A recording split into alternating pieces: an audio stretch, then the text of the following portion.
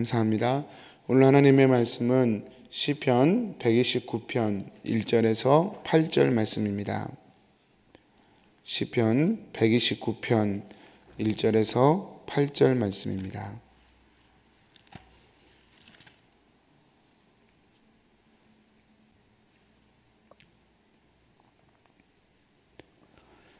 이스라엘은 이제 말하기를 그들이 내가 어릴 때부터 여러 번 나를 괴롭혔도다.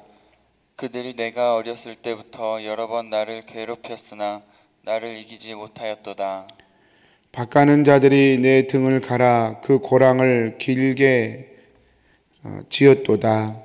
여호와께서는 의로우사 악인들의 줄을 끊으셨도다. 무릇 시온을 미워하는 자들은 수치를 당하여 물러갈지어다.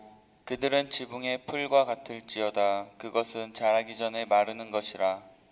이런 것은 베는 자의 손과 묶는 자의 품에 차지 아니하나니 지나가는 자들도 여호와의 복이 너에게 있을지어다 하거나 우리가 여호와의 이름으로 너에게 축복한다 하지 아니하느니라. 아멘. 사랑하는 성도님들, 오늘 또 말씀으로 하루를 시작하는 우리 성도님들에게 믿음대로 우리 하나님이 함께 하시기를 축복합니다. 오늘도 역시 시편 129편은 성전에 올라가는 노래입니다. 성전에 들어갈 때마다 순례자들 또는 이스라엘 백성들이 하나님의 성전에 들어가면서 이 시편을 불러요. 하나님은 이런 분이시다. 하나님은 이런 분이시다. 오늘 시편에서 고백하고 있는 하나님은 어떤 하나님입니까? 이스라엘을 돌보시는 하나님이십니다. 여기서 등장하는 악인이 하나 있지요. 그것은 이스라엘을 괴롭히는 그런 악인입니다. 1절과 2절, 3절 말씀입니다. 어릴 때부터 여러 번 나를 괴롭혔다. 1절에서 얘기합니다. 여러분, 어릴 때부터라는 이스라엘이 어릴 때는 언제일까요? 그냥 이스라엘의 긴 역사로 본다면 아마도 애굽에 종살이할 때일 것입니다. 또 뭐 더 깊이 들어가면 아브라함 때부터 또는 이삭, 야곱 이렇게 언약의 백성들을 끊임없이 괴롭혔던 그 대적들이 나오죠. 이삭 같은 경우는 샘을 파면 와서 내 거라고 우기고 또 내주면 또 파면 또 쫓아와서 내 것이라고 우기고 이런 이야기들이 있죠. 그래서 이스라엘이 어렸을 때 또 애굽에서 이스라엘이 노예로 있을 때 얼마나 힘들었습니까? 이스라엘 백성들이 광야에서 불평하느라고 애굽이 좋았다. 거기서 뭐 부추도 먹고 고기도 먹고 그때가 좋았다 그렇게 얘기했지만 종살이가 좋으면 얼마나 좋겠습니까? 엄청 힘들었을 겁니다. 제가 몇 번 말씀드렸지만 어떤 기록에 보면 그때 시대에 찍었던 벽돌 건물에 아이가 찍혀 나왔어요. 그럼 그 말은 이 아이를 가진 산모가 강제 노동을 했다는 것을 의미하고요. 쉼의 시간 없이 일을 강요당했다는 것을 의미합니다. 굉장히 서글픈 일이죠. 그만큼 힘들었습니다. 노예니까요. 여러분, 종이었으니까. 수천 년 전에 노예는 사람 취급을 받지 못했죠. 그렇게 어렵고 힘들었던 시절의 이야기를 하는 것 같습니다. 이스라엘이 어렸을 때에 여러분 괴롭혔던 그런 대적들이 있었습니다. 얼마나 괴롭혔는가 3절에 보니까 바까는 자들이 내 등을 갈아 그 고랑을 길게 하였도다. 바까는 자들이 이렇게 소를 끌고 이렇게 쟁기를 갈면 고랑이 지지 않습니까? 그것처럼 땅에다가 고랑을 가는 게 아니라 이스라엘 백성 등에다가 고랑을 갈았다. 이것은 그만큼 혹독하게 다 다루었다는 것을 의미합니다. 여러분, 사람이 이렇게 몸이 마르고 막 살이 빠지고 삐쩍 마르면 등에 뭐라고 그러죠? 척추에 뼈가 쫙 드러나고 그 옆에 살들은 다 없어져가지고 고랑처럼 되지 않습니까? 그렇죠. 그래서 그런 상태를 얘기합니다. 그만큼 이렇게 온 몸이 핍절해지고 그런 상태까지 이렇게 착취와 노동을 당했던 그런 경험을 이야기합니다. 하나님께서 그런 이스라엘을 어떻게 하셨습니까? 건져내셨습니다. 건져내기 위해서 어떻게 해야 됐었습니까? 애굽을 끊으셔야 했습니다. 그래서 오늘 4절 말씀에 여호와께서는 의로우사 악인들의 줄을 끊으셨도다. 하나님께서 악인의 줄을 끊어버리셨습니다. 애굽의 바로와 애굽의 군대를 홍해에 수장시켜 버리셨죠. 광야에서도 이스라엘을 대적하는 모든 무리들을 하나님께서 친히 막으시고 그들을 멸하셨습니다. 이것이 성경의 역사입니다. 그래서 이스라엘 백성들은 그것을 기억하는 거예요. 여러분 이 노래를 왜 부르겠습니까? 나라적으로 그렇게 어릴 때도 있지만 개인적으로 연약해질 때도 있잖아요. 그래서 사방에서 대적들이 일어나고 마음의 상처가 끊이지 않고 비난과 조롱을 끊임없이 받아야 되는 그 순간이 있지요. 개인적으로도 있고 또 나라적으로도 있고 공동체적으로도 있고, 그렇게 어려운 시기를 겪는 사람들이 이 찬양을 부르면서 성전에 올라가는 거예요. 하나님께서는 의인을 지키시는 분이시다. 의로운 분이시다. 악인의 줄을 끊어버리실 것이다. 이스라엘 우리 조상들에게 하나님이 그렇게 하셨듯이 나에게도 이 나라에게도 지금 이 상황에서도 하나님은 그렇게 하실 것이다. 이렇게 노래를 부르면서 성전에 올라가는 것이죠. 여러분, 저희가 이런 고백이 늘 있어야 한다고 생각합니다. 얼마나 마음이 든든합니까? 우리 하나님이 그런 분이시니까. 그렇죠? 제가 리모인 파크를 자주 가는데요. 리모인 파크를 이렇게 가다 보니까 예전에 못 누렸던, 올해 저도 처음 알았는데 그 숲속 곳곳에 이렇게 걸어갈 수 있도록 산길을 만들어 놨더라고요.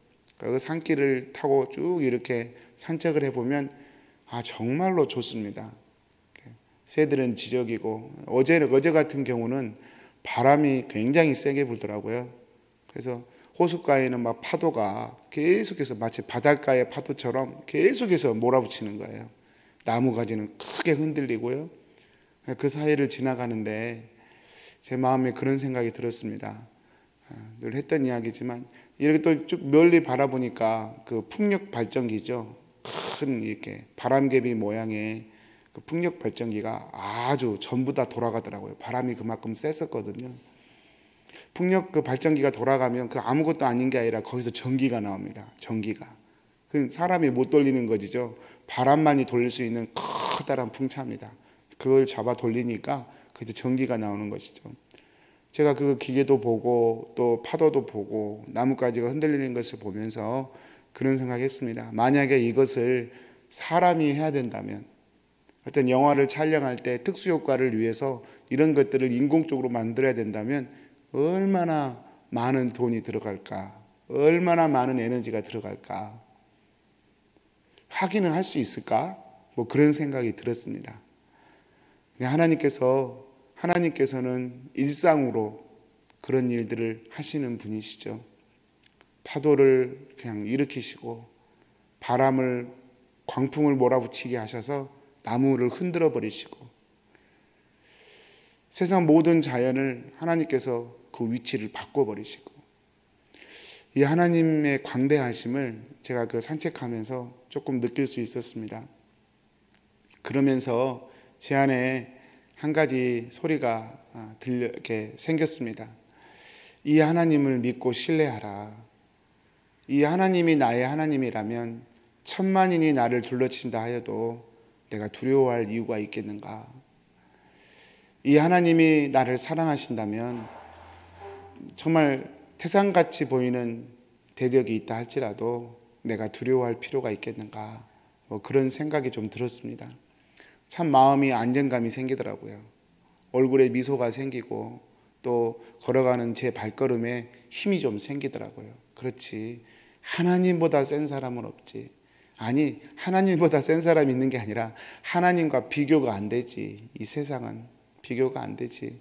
그 하나님이 나의 하나님 되시니 그렇게 생각하니까요, 어깨에 힘이 생기고 얼굴에 미소가 절로 생기더라고요. 사랑하는 성도님들, 오늘 말씀 1절에서 3절은 우리 성도님들에게 하시는 말씀입니다. 때로는 우리가 연약해지죠. 우리도 실수합니다. 우리도 실수해요. 어떻게 교회 다니는 사람이라고 항상 모범이 될 수 있겠어요? 교회 다니는 사람이라고 어떻게 욕심이 없겠어요? 자식도 키우고 또 가게도 운영해야 되고 그러는데, 근데 세상은 그 꼴을 못 봐요. 잘해도 잘했단 말 안 하고요, 못하기만 하면 마치 기다렸단 듯이 믿는 사람이 그래? 뭐 교회가 그래? 막 그렇게 참 크게 무슨 파도처럼, 성난 파도처럼 그렇게 공격을 하지요. 성도님들, 이런 상황에서 저희가 그런 것에 짓눌리지 않고 마음의 평안을 누릴 수 있는 것은 하나님이 우리를 사랑하십니다. 그러시죠. 그리고 하나님이 이 천지를 지으신 창조주 하나님이시다라고 하는 것이죠. 종이 한 장은 너무 약해요. 그냥 찢어버립니다. 그러나 그 종이가 벽에 붙어 있으면 그 종이는 종이가 아니죠. 벽이죠. 벽을 깨지 못하는 한 그 종이도 깨지 못하는 것이죠. 우리의 믿음이 그와 같은 것입니다. 사랑하는 성도님들, 오늘 또 힘내십시오. 아무도 여러분을 사실은 해치지 못합니다. 그런 글이 있더라고요. 여러분, 예전에 그 스페인에선가, 스페인 독감인가요? 아니면 그 무슨 질병이 돌 때, 실제로 그 질병보다 패스트가 돌 때, 그 패스트보다 패스트 때가 두려워서 심리적으로 눌려서 죽은 사람이 더 많았다고. 심리학의 글을 보면 1차 세계대전, 2차 세계대전 때 실제로 총 맞아 죽은 사람보다 그 죽음에 대한 공포 때문에 죽은 사람이 더 많았다고요. 어쩌면 이 코로나로 인한 이런 어려움도 좀 실질적인 코로나의 위협보다도 그 코로나가 주는 공포 때문에 오히려 우리의 마음이 눌리고 우울해질 수도 있다고 생각합니다. 성도님들, 하나님을 바라보십시오. 하나님은 우리 성도님들을 지키시는 분이십니다. 하나님은 우리 성도님들을 악인들로부터 건져내어 주시는 분이십니다. 여러분, 그렇지 않습니까? 아무리 미워도 내 자식이잖아요. 내 자식이죠. 내가 나무랬으면 나무랬지 다른 사람이 나무래는 꼴은 못 보잖아요. 그게 아버지의 마음이에요. 하나님도 그래요. 여러분, 우리가 실수하고 연약하면 하나님이 나무라실지언정 세상 사람이 그렇게 하나님의 교회와 우리 성도님들을 그렇게 공격하는 것은 참 하나님의 입장에서는 답답한 일이고 보기 싫은 일일 거예요. 사랑하는 성도님들, 오늘 또 말씀으로 축복합니다. 하나님이 우리를 지키십니다. 담대하십시오. 한 가지만 더 보자면, 이제 문제는 뭐예요? 하나님은 우리를 지키시는 분이셔요. 그 문제는 우리가 하나님 편에 끊임없이 이렇게 서야 한다는 것이죠. 그래서 여러분, 새벽 예배 이렇게 말씀 들으시고 또 하루 시작하시고 가게 문 열기 전에 이렇게 말씀 한번 들어보시고 생각해 보시고, 그게 참 중요합니다.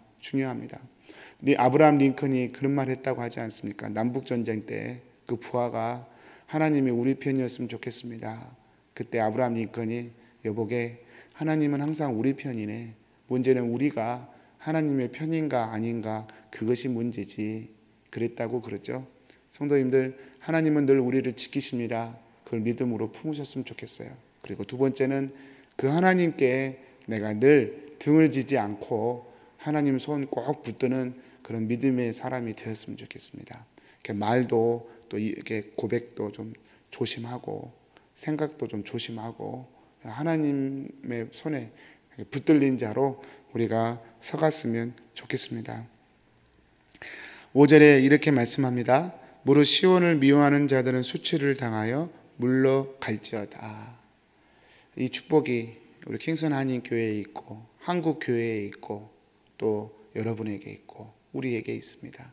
그 은혜 가운데 오늘 또 담대하시고 또 용기를 내시고 하나님 손 붙들고 오늘 하루도 행복하게 이겨나가시기를 축복합니다. 우리 기도하겠습니다.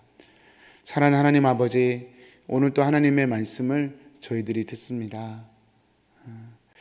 농부가 밭고랑을 가는 것처럼 그렇게 대적들이 이스라엘에 고통을 주고 어렵게 몰아가고 비난과 조롱을 했지만 결국은 하나님께서 그 대적들을 다 물리치시고 이스라엘을 구원해 주셨던 그 노래를, 그 내용을 하나님 이렇게 시로 이렇게 하나님 고백하는 것을 저희가 보았습니다. 하나님, 우리의 삶 가운데 이런 은혜가 날마다 있음을 믿습니다. 우리 킹선 한인 교회 안에 이런 은혜가 날마다 있음을 믿습니다. 한국 교회 안에 이런 은혜가 날마다 있음을 믿습니다. 주의 백성들을 지키시고 오늘도 이 고백처럼 하나님 어려움 중에도 건져내시는 주의 은총을 누리는 저희의 삶이 되도록 축복하여 주옵소서. 감사하옵고 예수님의 이름으로 기도합니다. 아멘. 하늘에 계신 우리 아버지여, 이름이 거룩히 여김을 받으시오며 나라의 임하옵시며 뜻이 하늘에서 이룬 것 같이 땅에서도 이루어지이다. 오늘날 우리에게 일용할 양식을 주옵시고 우리가 우리에게 죄 지은 자를 사하여 준 것 같이 우리 죄를 사하여 주옵시고 우리를 시험에 들게 하지 마옵시고 다만 악에서 구하옵소서. 대개 나라와 권세와 영광이 아버지께 영원히 있사옵나이다. 아멘.